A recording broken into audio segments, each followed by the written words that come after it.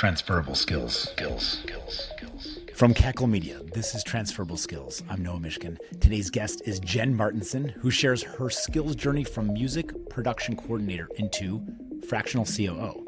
If you're curious about how music is created, what goes on behind the scenes, the business side of it, tune in, listen to what Jen has to say. She spent a good chunk of her career in the music production world. Very interesting stories and background. I hope you enjoy. Jen Martensen, it's great to have you here on the show. Welcome. Thank you. Noah Mishkin, it's great to be here. Walk us through the beginning of your career. Where did that start? What would you like to begin with?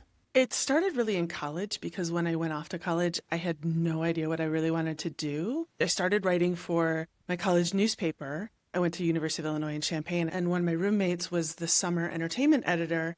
And he was like, "Do you want to write record reviews?" And I was like, "Sure." And so I started writing record reviews, and I quickly discovered I did not like being a critic. I was Why? like, because I was like, who am I to judge these people with everything they're doing and what they're putting out into the world? So I transitioned from writing record reviews to doing profile interviews of bands and musicians that were coming through town. And I loved that so much more because I could hear their stories and talk about their experiences, whether in life or in music, and could kind of promote that as opposed to solely my opinion. And in Champaign at the time, there was a very active indie music scene going on where there was a lot of bands. They were doing their own tours. They were not only making their own records, but they were independent labels. It was very much the sub pop era. And I just started going to tons and tons of concerts. And I was just like, I could do this thing I love to do socially, potentially as some sort of a career. That's cool. But there isn't, or there wasn't at the time, a direct path of like major in this and you will do that. Right. Because I was never a musician. I never wanted to be the performer on stage. I was always interested in the production and the business behind the scenes. And unless you became like a lawyer, there wasn't really anything that was a path you could follow. At one point, I was selling display advertising for the newspaper as well. And like the local indie club was one of my accounts. And every week there was an ad to proof and make sure that all the dates and band names were correct. And a friend of mine, he was the guy who booked the talent there. And so he would show me his booking calendar, like in line with proofing the ads. And then he was like, "Oh yeah, this band, I just booked them. They're coming in 6 weeks. Here's their press kit." And so I knew what a press kit was. I had direct contact to a publicist. And a lot of times I could just contact them, listen to their music, get the backstory on the band, do an interview, write up a draft, and go to my editor, who at the time was Dave Eggers, the author. Oh, cool. Yeah, and he was great. And I was like, "Here, this is the first draft. These guys are coming in a month. This is, what I want to run on them." And he was like, "I never have to assign you anything." And I was like, "Tell me if you agree on the angle, give it a proofread." And he was like, "Cool." So I just kind of had this constant stream of opportunities to write these interesting profiles. And then after I graduated, a friend of mine and I moved together to New York City. Neither of us had a job. It was the proverbial few $100 in your pocket thing. Yeah. And so my very first job I got out of an ad in the back of Stage magazine. I was an admin and like session coordinator for a very small radio jingle and commercial production company.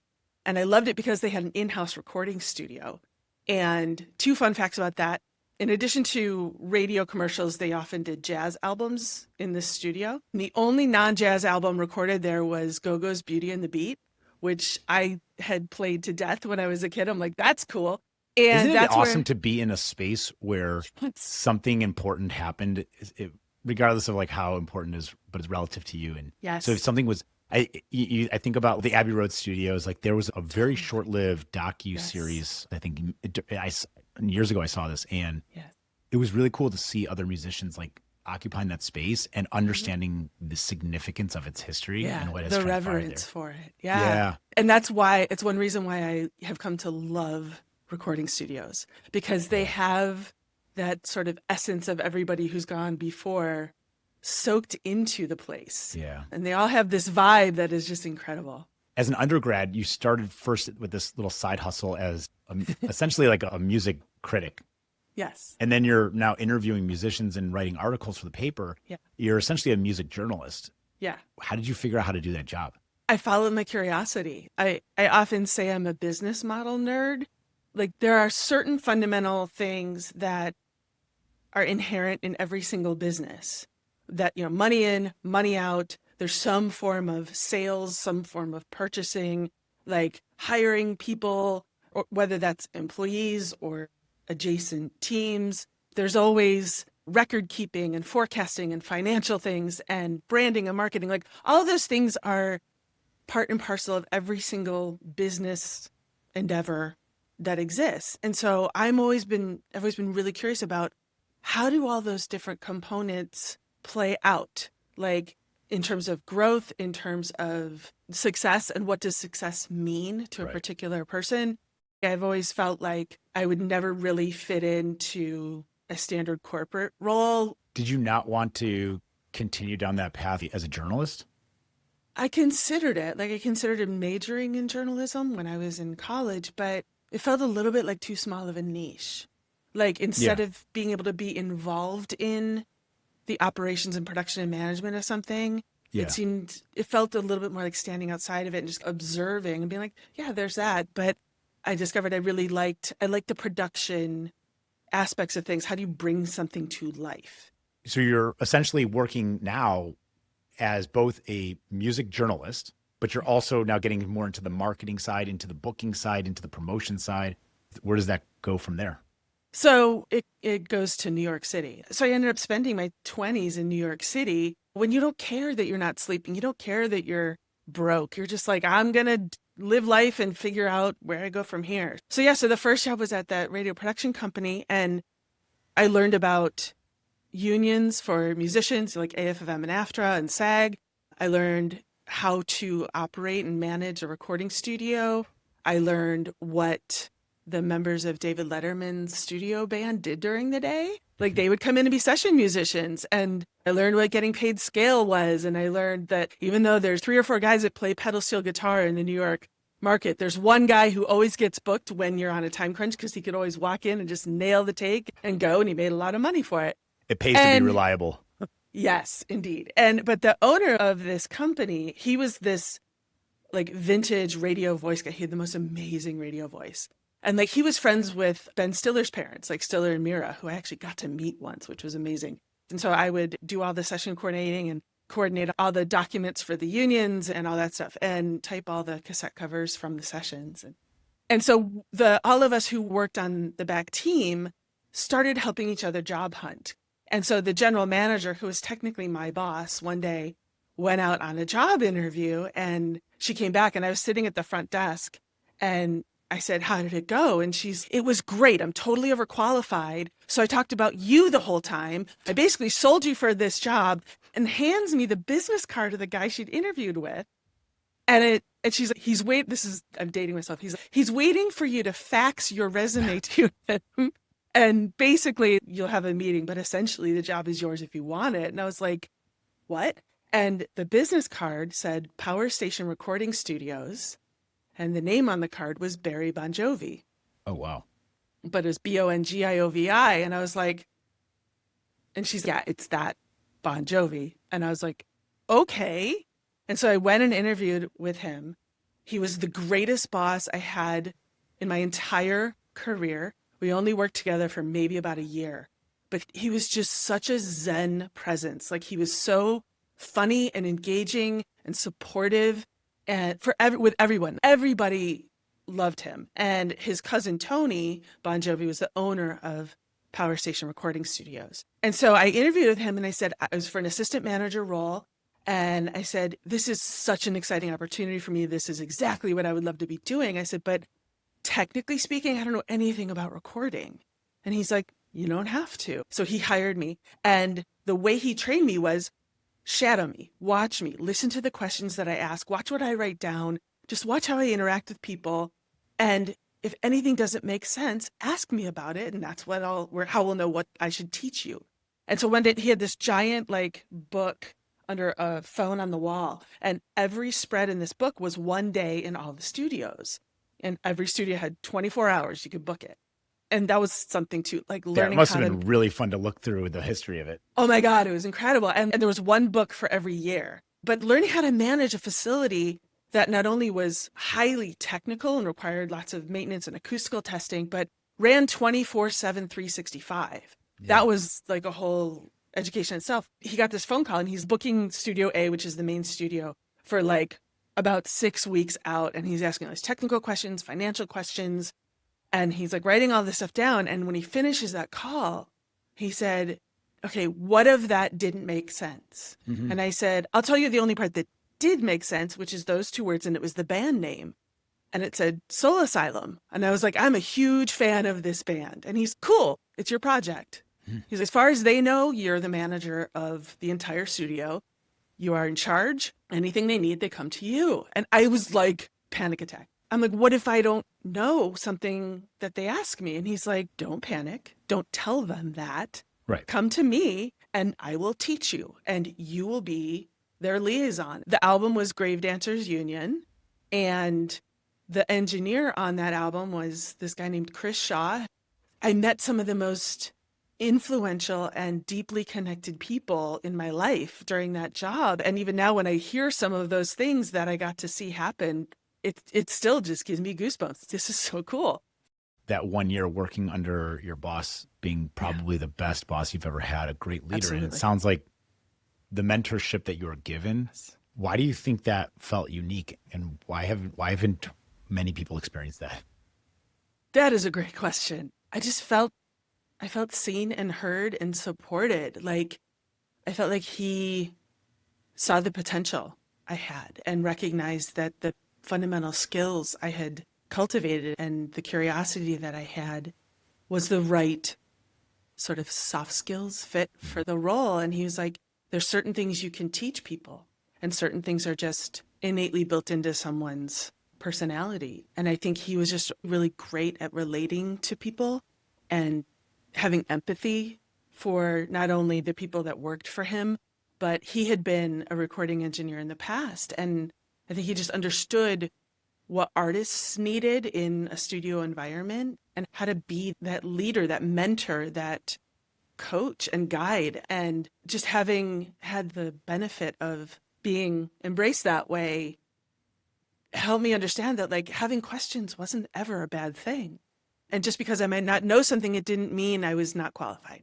No, it just means that you had yet to have access to that information and you haven't experienced it. And now you just need, like you said, subject matter can be learned and there's certain things that are inherent and natural. I have come to really enjoy the educational aspect of it. Like now when I talk with clients, I'll ask, how much of this do you want to learn? Whatever it is I'm partnering with you on, do you want to learn 10% of this, 50% of this? Do you want to become an expert? Even if it's something they don't need to do, it's something they can at least be less anxious about or less intimidated by. Yeah. And that's amazing. I think it's a huge factor of how a lot of people define success. In that role, what would you, if you could attribute a certain number of skills, what were the vital skills to help you succeed in that role? And what do you think made you good at that job? I think the fundamentals of project management. I've always been a very organized person.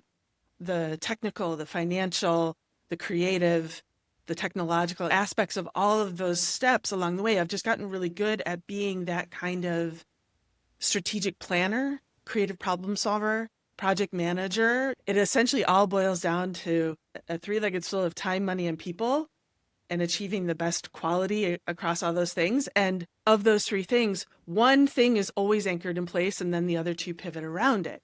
I was going to actually ask that exact question. Is it, how likely is it for all three of those things to be ideal or to be working out seamlessly? Never.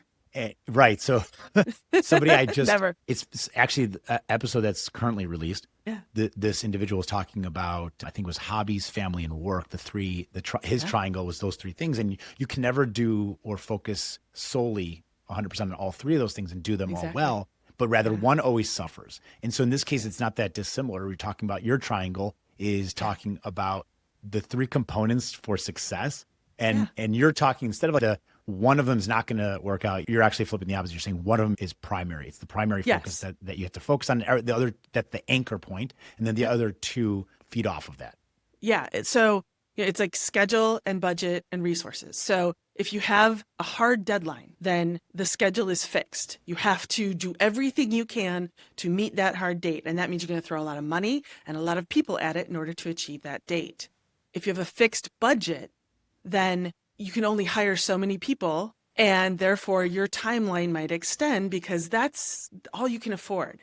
If you only have a certain number of people, then there's only so much bandwidth you have, and that can only spend so much money. And it's going to take however long it takes because you just have a single like critical path through something.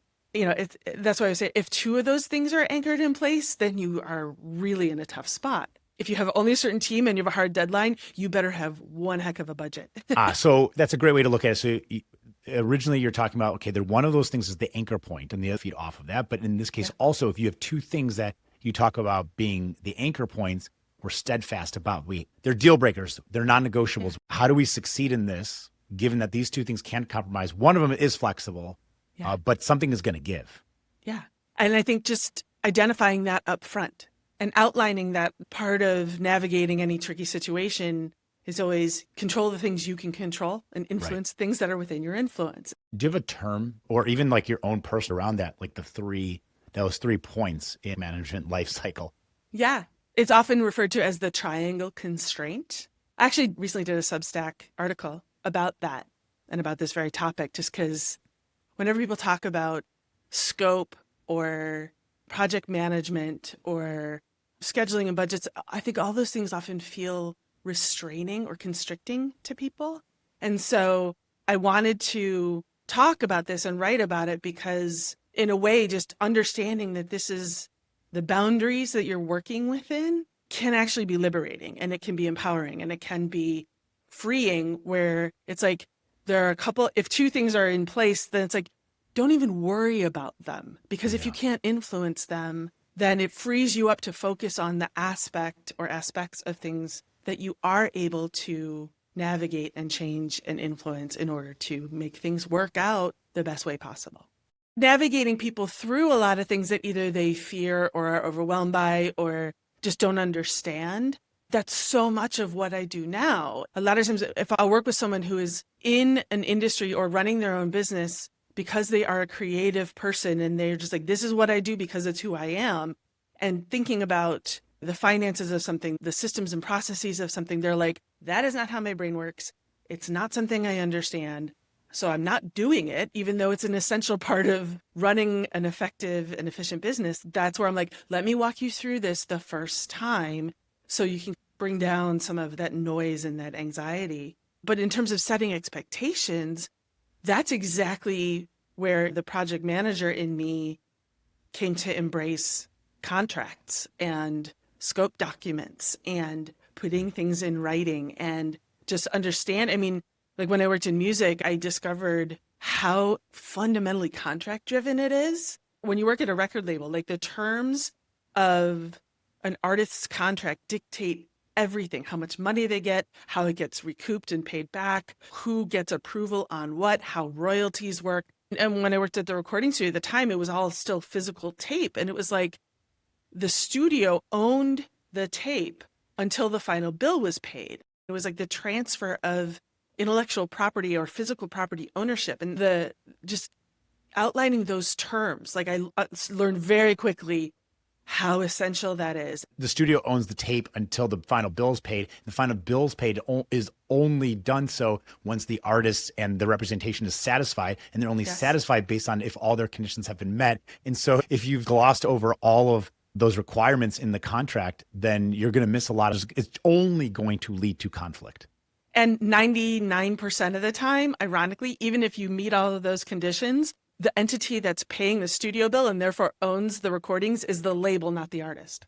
Yeah. And that's where that transition from an idea and art into product is, that's exactly when that happens. So from that standpoint, as somebody who has this deep feeling, it's art, it's the humanity side of you from in here in your heart, right? You feel it, absolutely. Right? And then you got the contract side, you got the project management side. Where do you find your kind of left brain, right brain balance, the creative side, the artistic side with some of your project management side? Where do those influence one another in your job?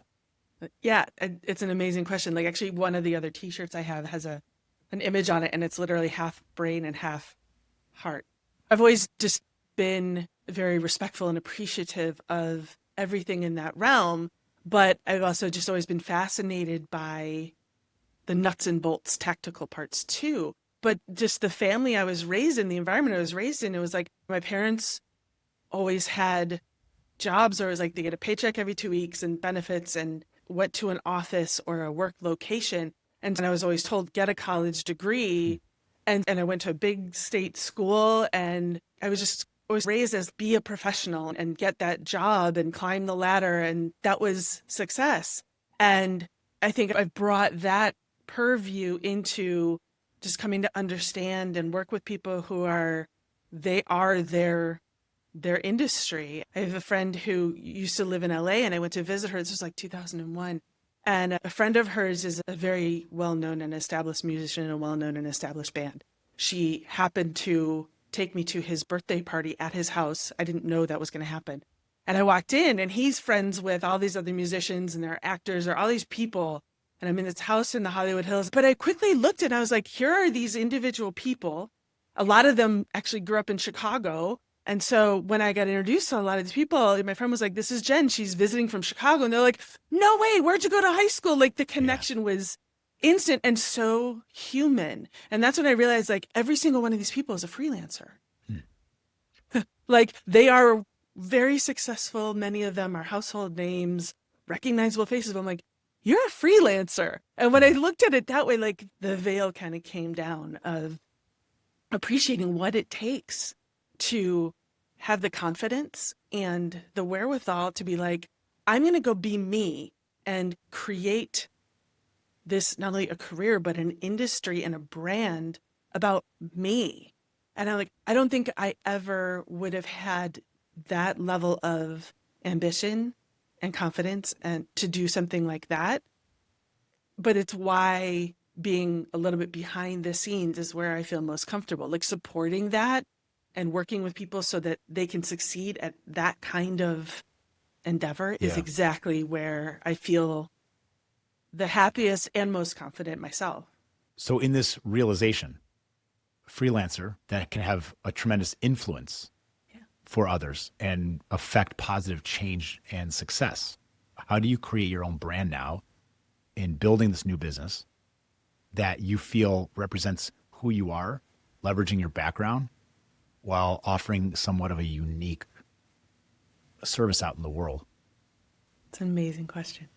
There came a point when I was working at Elektra, and it was when the early days of the internet, like Metallica was signed to Elektra, and that was the first thing I thought of. Days. Yeah, it was exactly that. And as all of that was bubbling in its cauldron, at one point, my boss, who was the head of A&R, had come out of a meeting with the label president and other executives across the Warner Music Group, which Elektra was part of. And she came into my office and she said, I have a project for you. And it's different from what you usually do. Are you up for that? And I said, sure. And she said, I will never forget this. She said, I need to know what an MP3 is. And I need to sound like I know what I'm talking about. And I was like, okay. And I started reading articles and researching it and just understanding like what was the whole big deal about Napster and Metallica. And I started going to every seminar or workshop or speaking opportunity I could. And I went to this one, it was like an artist panel talking about like the earliest aspects of the digital revolution. Were they talking about it from the standpoint of excitement for distribution and accessibility, or were they talking from the standpoint of liability and IP and threat and ROI? Exactly. Absolutely threat. Wow. And Vernon Reid from Living Color was on this artist panel, and he said, Living Color was signed to one of the Sony music labels at the time, and he said, my label registered the domain name www.vernonreid.com without asking me, without giving me the opportunity to ahead of time. And he's, that's my name. That's not Living Color. That's me as a human being. If I wanted to put pictures of my kids and family up on a personal website, I can't do that because it is now intertwined with the terms of my contract. They were also adding a lot of addendums to existing contracts that were just like, yeah, now we own all the digital stuff too. Sue us if you want to argue about it. And because the labels felt like they were in a position of strength because they already owned the copyrights to most of the recordings. And in some cases, publishing wings of major labels owned the songwriting rights, or at least 50% of them. And so they felt like they had this undeniable position of leverage to just do that. But when he said that, again, it was like bringing it down to the individual humanity of it. And he was like, I'm not saying I wanted that domain, but I never had the opportunity. And now it's intertwined with the entire Sony Music Corporation. And I was like, okay. So from there, I made the lateral move from being a production coordinator for a major label and organizing and managing the creation of album projects. I started working for major digital marketing agencies, first in New York and then in Chicago. And I became a producer/project manager for large-scale corporate websites and digital marketing campaigns. So I worked with clients like CoverGirl and General Motors and Northern Trust Bank and the U.S. Army, and figuring out how do these people not only market themselves online, which involves creativity and technology and money and legalities, but how do they do business online? And I was given the opportunity once when I worked at Arc Worldwide, which is the digital sister agency to Leo Burnett. And then after that, I went to Razorfish, which was more purely digital. But at both of those agencies, I was given the opportunity to get out of the nitty-gritty project management and be either a part of at Arc or solely the person to create either a strategic sourcing vendor management team, which was all about establishing and managing relationships with outside vendors and partners. And there's a huge legal component to that, but also then working with internal teams, whether that's production or creativity or technology, on how do you then engage these partners on a project level under a master agreement. I want to get your actual professional experience and opinion on this, that I'm a little bit in the dark. Okay. I've managed project managers before. I know what they do. I'm curious if there is a universal approach to project management or maybe a Jen Martensen specific approach to it. How much level of detail do you feel a project manager needs to own and know about every entity within the project cycle, all the stakeholders, all the different disciplines, department? How much do you need to know, or how much is too much? Oh, boy, that's a big question. I think you have to know a lot about a lot.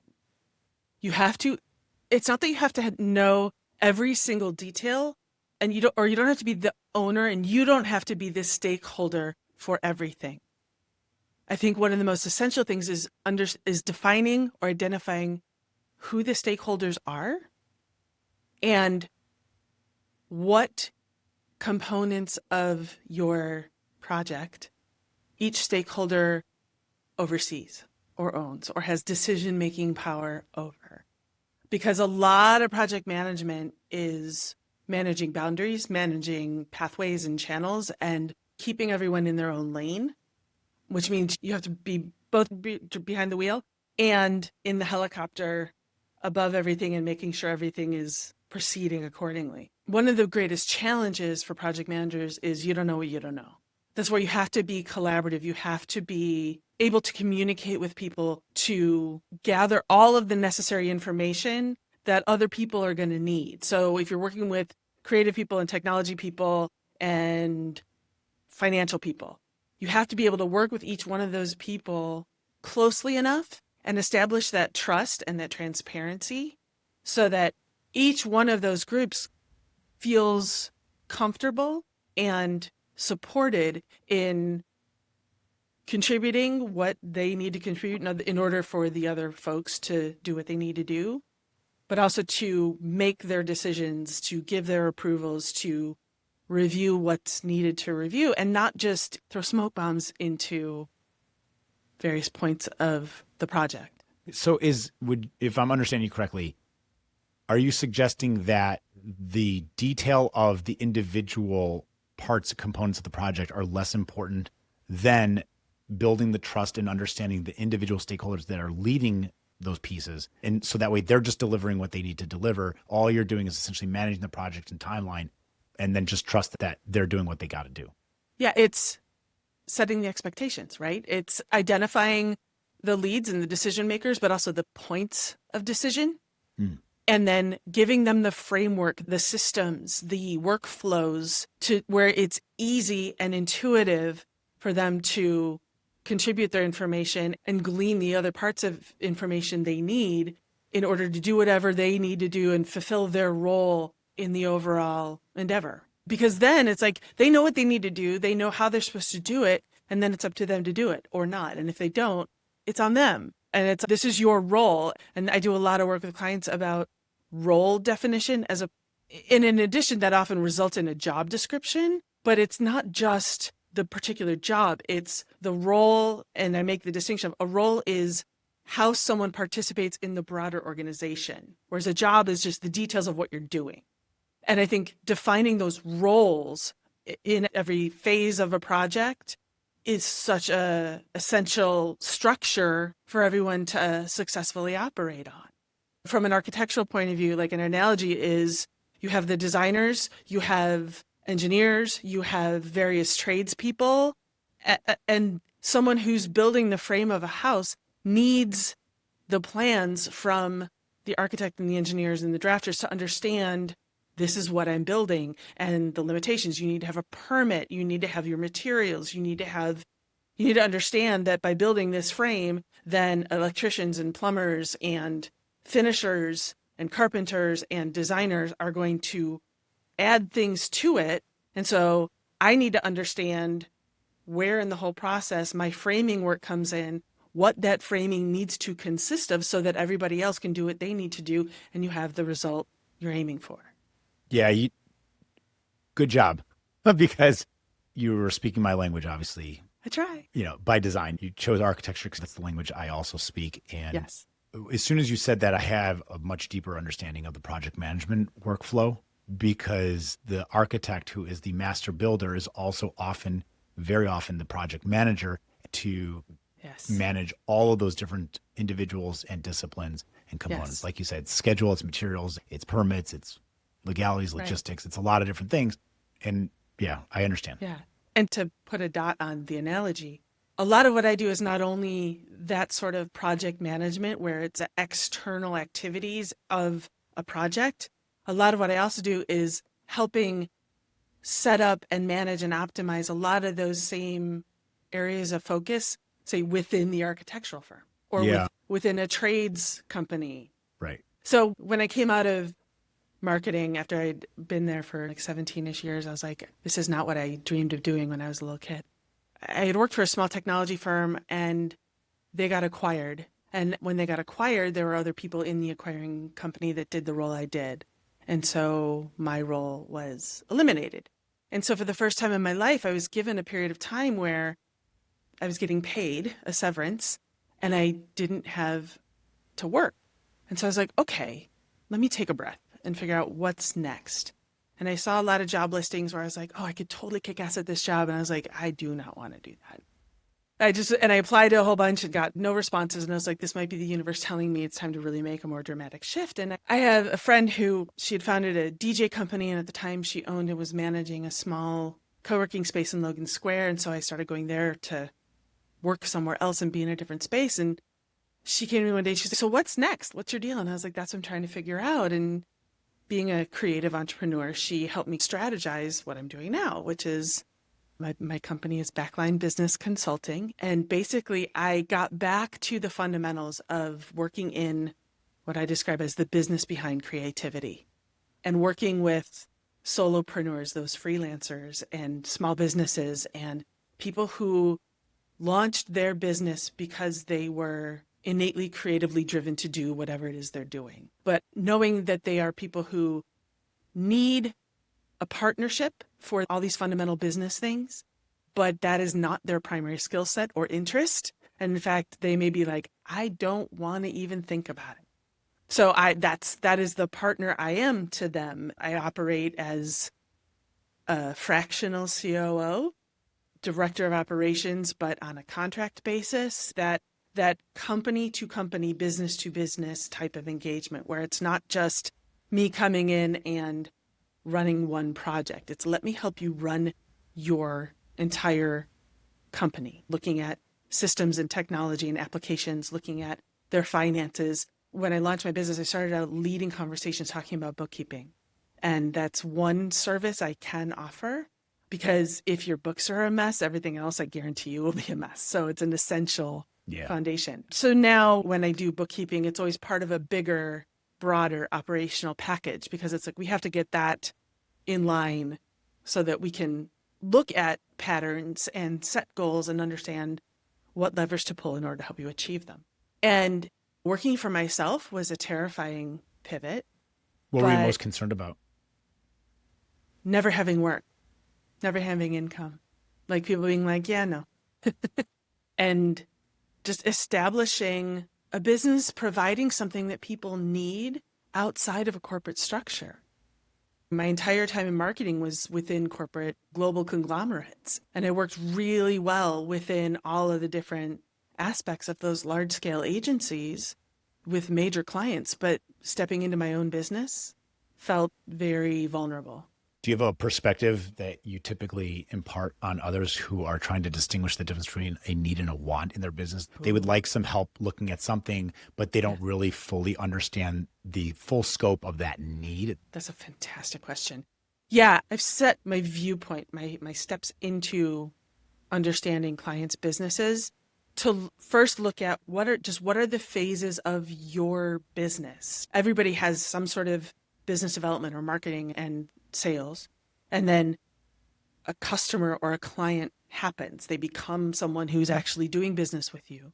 So what is that exchange? And then there's delivery of something, whether you're making something or selling something. And then there's the resolution of that where you get paid or a contract gets fulfilled and a scope of something ends. And then you review that and analyze and go, what did I learn from that? What did I get from that? What did I give into that? What went well, what didn't? And then you start all over again.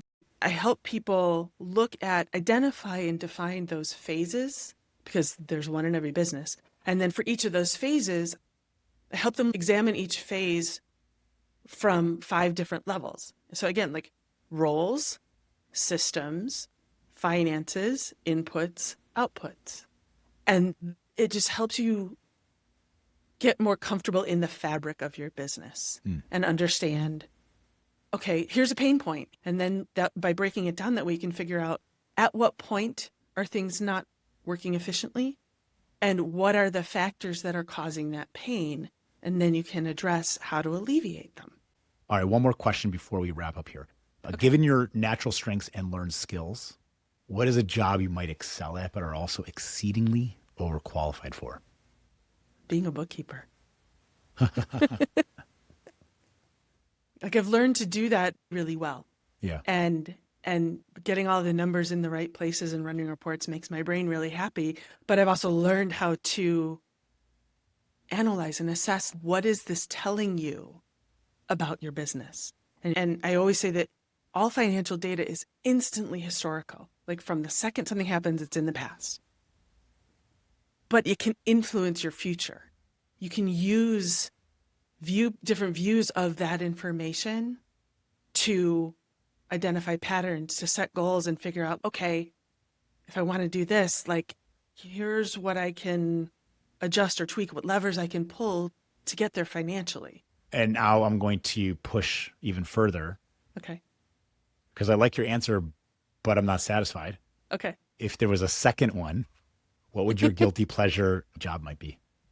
Probably like a local retail store owner, a Stuff I Like store, someplace people like to come in and just buy things that smell good or look cool or like quirky t-shirts. Like at one point I had this daydream that future sort of retirement career might be opening an art gallery, like a storefront art gallery that is very pop art oriented in a way, or current contemporary art oriented. And the artists I would feature are all people who have an established primary career in another field, but then have become artists, like an actor who paints, or a writer that also does photography, or a musician that, I don't know, is a sculptor, and then have a retail aspect of this art gallery that also sells the proceeds, the things that they have created in their primary career.